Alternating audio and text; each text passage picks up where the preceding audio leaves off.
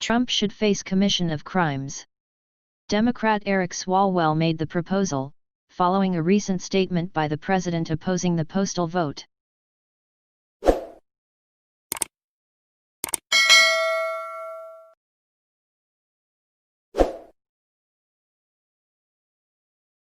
A House Democrat on Friday proposed the creation of a Presidential Crimes Commission, a group that would investigate allegations against President Trump and his administration after he leaves.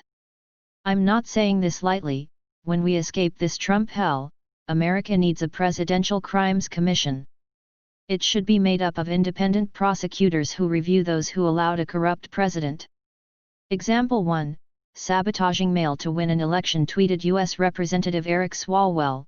Swalwell's tweet follows a recent statement by President Trump that he is actively blocking Democrats from funding the U.S. Postal Service in order to prevent postal voting.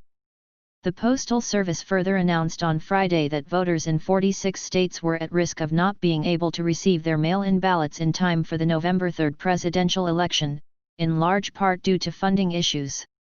The Postal Service has sent letters to 46 states and the District of Columbia, warning that state deadlines for requesting, receiving, and returning mail-in ballots may not be realistic for the Postal Service.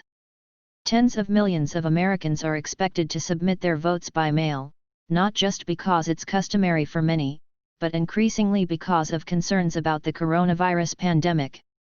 Those most at risk, for example, such as the elderly or those with pre-existing health conditions, may prefer a ballot in the mail rather than going to a polling station in person. The letters to states explicitly warn that even if voters meet state-set deadlines, their votes may not be counted due to potential incidents or logistical issues at the Postal Service. Democratic lawmakers have called for $3.5 billion to be given to the Postal Service specifically to help with the processing of mail-in ballots. Democrats want $25 billion for the post. Now they need that money to run the post office so it can take all those millions and millions of votes, Trump said Thursday. But if they don't get those two things, that means you can't have universal postal voting because they aren't equipped to have it, he added. The president said on Friday he would consider agreeing to fund the Postal Service if Democrats made concessions on the upcoming coronavirus stimulus package. Democrats proposed a $3 trillion relief bill, but lawmakers called that demand a non-starter and came up with a $1 trillion package instead. Democratic lawmakers suggested meeting in the middle. The White House rejected the proposal. "We will take out $1 trillion if you add $1 trillion, House of Commons Speaker Nancy Pelosi said. Pelosi pointed out that American citizens rely on the Postal Service for more than just postal voting. For example, she said that many people receive their prescriptions and even their paychecks in the mail. President Trump has insisted that a deal is essential for Democrats to get what they want. If we don't come to a deal, it means they don't get the money. It means they can't have universal postal voting. They just can't have it," said Trump in an interview with Fox News Thursday. Trump denounced postal voting for months, claiming ballots were sent to dogs and dead, but failed to provide evidence.